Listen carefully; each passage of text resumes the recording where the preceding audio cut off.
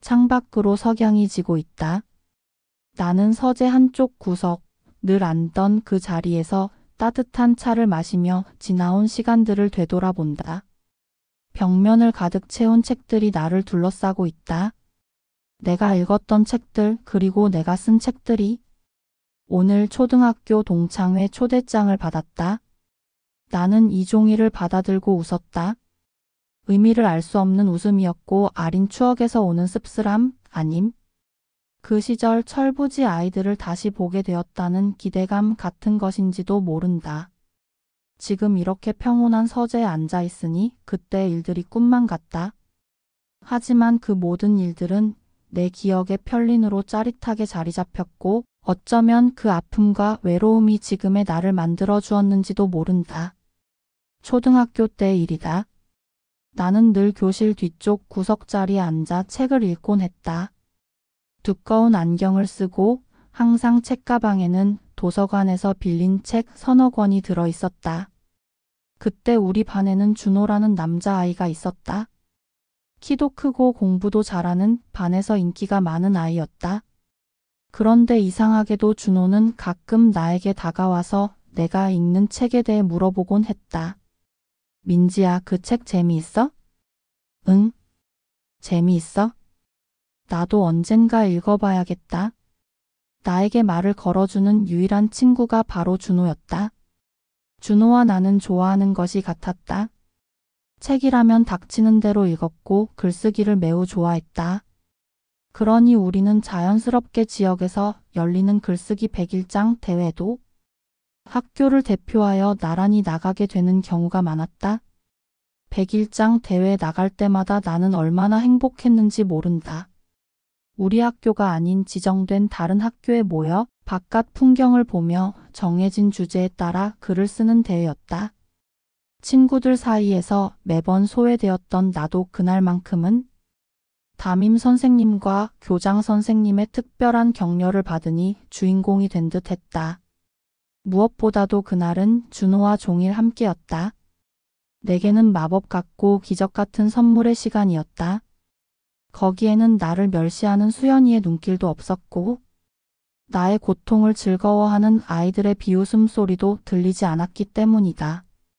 그렇게 대회가 끝나면 어김없이 즐거운 포상의 시간이 다가왔다. 포상은 보통 전교생이 운동장에 모인 아침 조회 시간에 이뤄졌고 호명된 학생은 단에 올라가 교장 선생님으로부터 직접 상장과 포상품을 받았다. 포상품은 주로 고급 노트와 연필 등이었고 나는 받은 포상품을 가난한 반 아이들과 나누었다. 어떤 때 교내외 각종 대회가 여러 차례 열린 후에는 5번까지 호명되어 상을 받은 적도 있었다. 준호도 마찬가지였다. 대상에서는 주로 나에게 밀렸지만 나와 함께 나란히 호명되는 경우가 대부분이었다. 준호와 함께 나란히 단에 섰을 때의 그 느낌을 나는 지금도 해석할 수가 없다.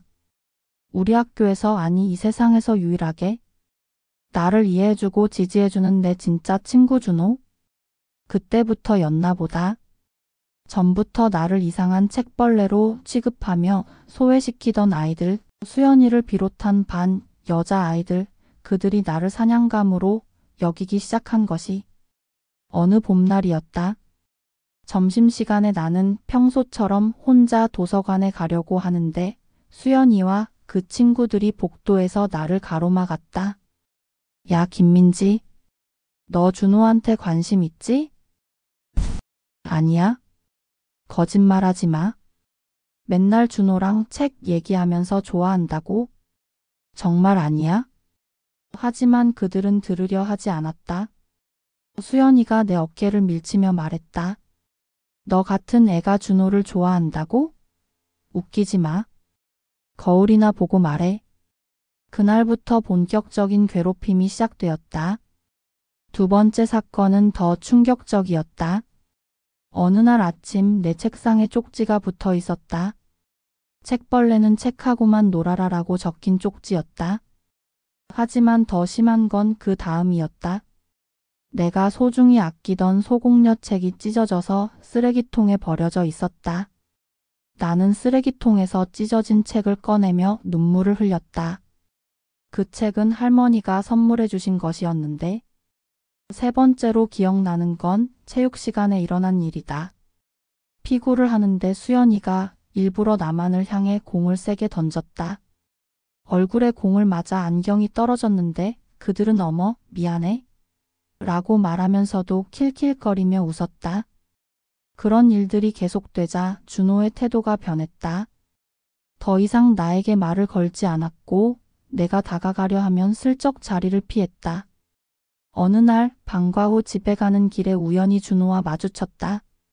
준호야? 민지야, 미안해. 준호의 목소리가 떨리고 있었다. 내가 너한테 말을 걸어서 더 괴롭힘 당하는 것 같아서. 내가 거리를 두는 게 나을 것 같아?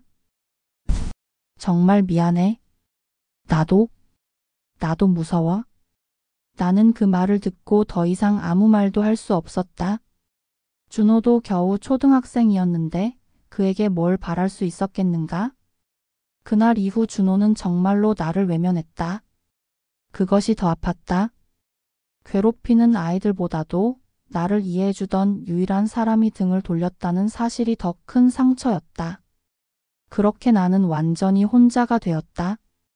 나에게 유일한 숨쉴 공간이 되어주었던 준호, 그 애와 멀어짐은 내게 뼈아픈 상처가 되었던 것 같다. 몇 날 며칠을 앓으며 먹지 못했던 것으로 기억한다. 그 어린 나이에 나는 내가 누구인지 자꾸만 되물었다. 친구들이 왜 나를 싫어하는지 생각해 보았지만 알 수 없었다. 나는 친구들의 뒷담화를 한 적도 없고 미워해 본 적도 없었다. 그저 책을 좋아했을 뿐이다.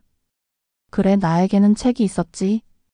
내가 아무 때나 다가가도 마다하지 않고 아무리 오래 붙들고 있어도 짜증내지 않고 내가 더 읽겠다고만 하면 기꺼이 나와 함께 밤을 새는 아이.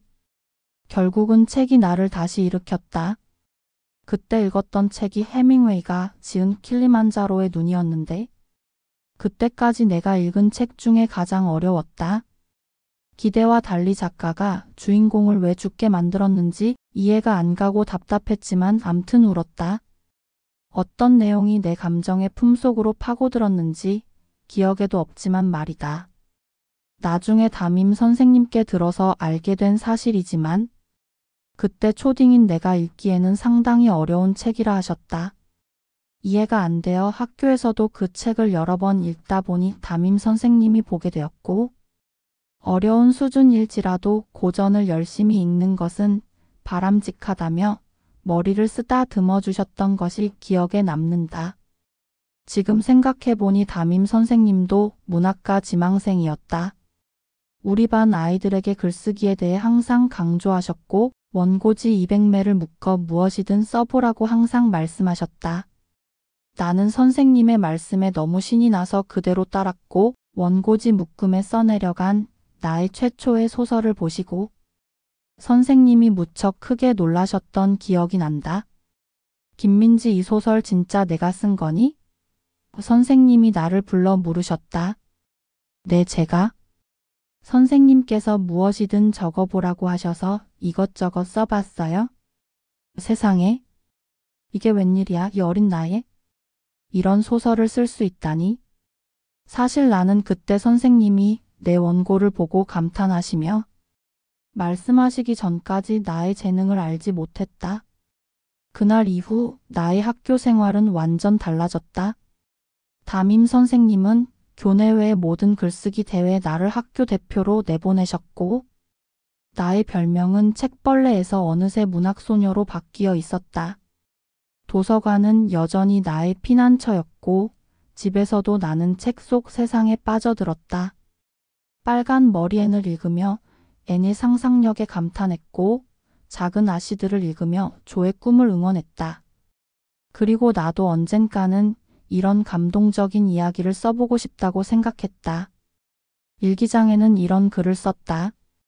언젠가 내가 쓴 이야기로 누군가를 위로할 수 있었으면 좋겠다.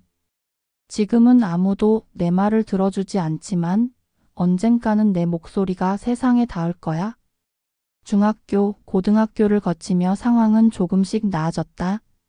새로운 환경에서 나를 괴롭히던 아이들과는 헤어졌지만 여전히 나는 조용하고 내성적인 아이로 남아 있었다. 하지만 글쓰기에 대한 열정만은 계속 커져갔다.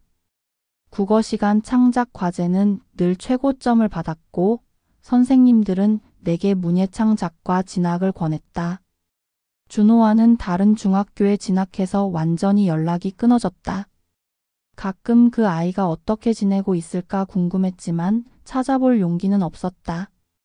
대학 졸업 후 작은 출판사에서 일하며 틈틈이 소설을 썼다. 첫 작품은 거절당했고 두 번째도 마찬가지였다. 하지만 세 번째 작품 내일도 괜찮을 거야는 드디어 출간될 수 있었다. 펜네임을 정할 때 고민이 많았다. 그러다 문득 초등학교 도서관에서 창밖을 바라보며 꿈꿨던 그 시간이 생각났다. 푸른 하늘을 보며 언젠가는 이라고 중얼거렸던 그 순간 이하늘이라는 이름이 떠올랐다. 첫 작품이 예상외로 좋은 반응을 얻었고 이후 작품들도 연이어 베스트셀러가 되었다. 상처받은 별들에게 혼자가 아니야 책 속에서 찾은 용기. 독자들의 편지가 쏟아졌다. 작가님 덕분에 힘을 얻었어요. 어떻게 이렇게 제 마음을 읽으시는 거예요? 그럴 때마다 나는 생각했다. 그때의 아픔이 헛되지 않았구나. 내가 이미 유명 작가가 된 어느 날 출판사에서 연락이 왔다. 작가님, ABS 방송국에서 작가님 작품을 드라마로 만들고 싶다고 하는데요. PD님이 직접 만나서 이야기하고 싶다고 합니다. 미팅 장소에 도착했을 때 나는 깜짝 놀랐다. 그곳에 서 있던 PD는 준호였다. 민지야? 준호야? 20년 만의 재회였다. 키도 더 크고 훨씬 성숙해진 모습이었지만 그 눈빛만은 예전 그대로였다. 정말? 내가 이하늘이었구나. 준호의 목소리가 떨리고 있었다. 나? 너의 모든 책을 다 읽었어? 첫 작품부터. 읽으면서 계속 생각했어? 이 작가가 혹시? 하지만 설마 했는데. 그날 우리는 오랫동안 이야기했다. 준호는 그동안의 미안함을 털어놓았고 나는 그 시절의 상처가 지금의 나를 만들어준 소중한 경험이었다고 말했다. 그 이후로 우리는 자주 만나게 되었다. 드라마 제작을 위한 미팅이라는 명목이었지만 사실 우리 모두 그것이 핑계라는 걸 알고 있었다. 어느 날 준호가 말했다. 민지야, 나 그때 정말 후회했어. 너를 지켜주지 못한 것도, 너에게 등을 돌린 것도. 괜찮아? 우리 모두 어렸잖아? 아니야, 괜찮지 않아? 내가 용기가 있었다면? 준호야? 나는 그의 말을 막았다. 그때의 너도, 지금의 너도 모두 내가 좋아하는 사람이야. 그렇게 우리는 연인이 되었다. 어린 시절 상처로 시작된 인연이 이제는 서로를 치유하는 사랑으로 변한 것이다. 초등학교 졸업 20주년 동창회. 나는 준호와 함께 참석했다. 하지만 우리의 관계를 아는 사람은 없었다. 역시 예상대로 모든 관심은 준호에게 쏠렸다. 특히 준호 곁에서 즐거워하는 수연의 모습이 눈에 띄었다. 내가 들어오는 것을 보고는 아이들이 의아해했다. 그도 그럴 것이 나는 언제나 그들의 관심 밖의 사람이었다. 아니, 어릴 적에는 뜨거운 관심의 대상이었다. 바로 괴롭힘의 대상? 그래도 다들 어른이 되어서인지 형식적인 인사들은 건네주었다. 어머, 민지 아니야? 수연이가 크게 말하는 순간 모든 친구들의 시선이 내게 꽂혔다. 수연이는 어릴 적 표정과 느낌이 아직 살아있다. 화려함은 여전하고 약간은 과한 듯하지만 그때와 다른 점이 있다면? 선을 넘지 않는 절제된 매너가 돋보인다. 모든 것이 예전 그대로다. 친구들은 여전히 편안하고 즐거워 보인다. 그때 나는 이들과 전혀 다른 세계에 있지 않았던가? 내가 잠시 생각에 잠긴 사이. 민지 너는 어떻게 지내고 있어? 하는 일이 뭐야? 그동안 연락 한 번 없더니 오늘은 얼굴을 보여주네? 수연의 속사포 같은 질문들. 다시 초등학교 시절의 재미를 누려보고 싶은 건가? 문득 섬찟한 생각이 들 뻔했다. 그 순간 나는 또 속으로 웃었다. 나의 이 느낌들은 이제 거짓된 느낌이라는 것을 벌써 알고 있었다. 수연의 눈에는 그동안 내가 보지 못했던 그 어떤 느낌들이 담겨 있었다. 그러나 아직 나는 그의 눈빛을 해석하지 못하겠다. 준호가 우리 쪽으로 걸어오고 있었다. 애들아, 너희들은 오늘 영광스러운 줄 알아라? 현재 최고 잘 나가는 작가님과 지금 이 자리에 함께 있다는 사실을 말이야. 준호가 내게 손을 뻗으며 마치 일어나서 답례 인사라도 하라는 듯 활짝 웃으며 큰 소리로 말했다. 준호야, 그게 무슨 소리야? 영광은 무엇이고 잘 나가는 작가는 또 누구라는 거야? 친구들이 웅성거린다. 나는 준호의 과한 소개가 싫지만은 않았다.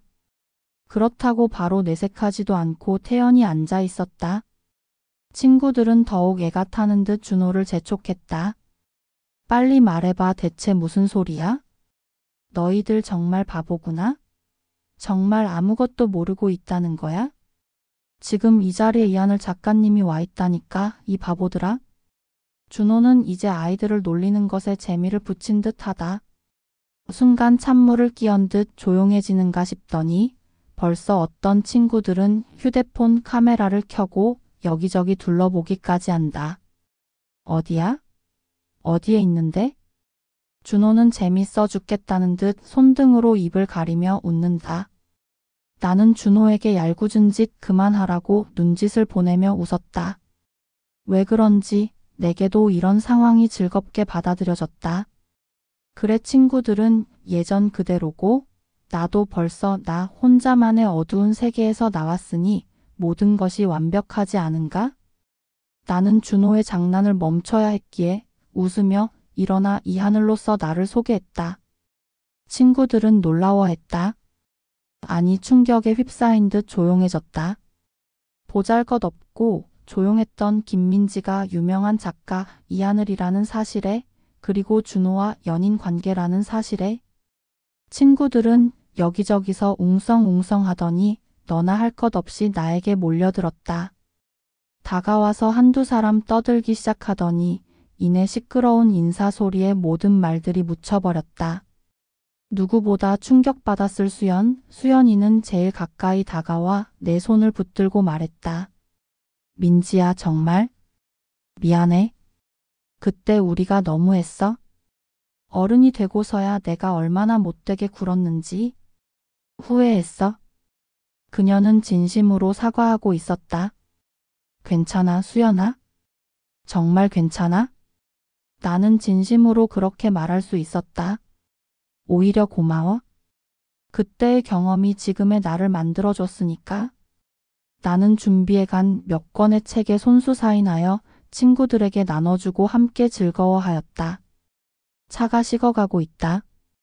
밖은 어느새 완전히 어두워졌다. 나는 일어나서 책상 위에 놓인 원고를 바라본다. 새로 쓰고 있는 작품 두 번째 기회의 원고다. 지금 이 순간 나는 정말 행복하다. 내 옆에는 어린 시절의 첫사랑이자 지금의 연인인 준호가 있고 내가 쓴 이야기들이 수많은 사람들에게 위로가 되고 있다. 그때 나를 괴롭혔던 아이들과도 화해했다.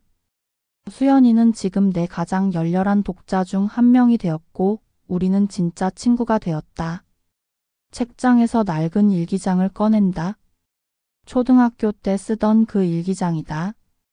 마지막 페이지를 펼쳐본다. 언젠가는 내가 쓴 이야기로 많은 사람들을 감동시키고 싶다. 지금은 아무도 내 말을 들어주지 않지만 언젠가는 내 목소리가 세상에 닿을 거야. 그 꿈은 이루어졌다. 그리고 나는 깨달았다. 진정한 승리는 복수가 아니라 용서였고, 진정한 성공은 상처를 딛고 더 많은 사람을 위로할 수 있는 마음을 갖는 것이었다. 새 원고지를 꺼내서 펜을 든다. 오늘도 누군가의 마음의 위로가 될 이야기를 써내려 가야겠다. 창밖에 별들이 반짝이고 있다. 마치 상처받은 모든 별들이 다시 빛나고 있는 것 같다. 이 이야기는 모든 외로웠던 어린 시절을 보낸 이들에게 바칩니다. 여러분의 상처는 결코 무의미하지 않습니다. 그 아픔이 언젠가는 여러분만의 특별한 선물이 될 것입니다. 그리고 사랑하는 준호에게 어린 시절의 상처를 함께 치유해줘서 고마워. 당신과 함께라면 어떤 이야기든 쓸 수 있을 것 같아. 상처받은 모든 별들이 다시 빛날 수 있기를.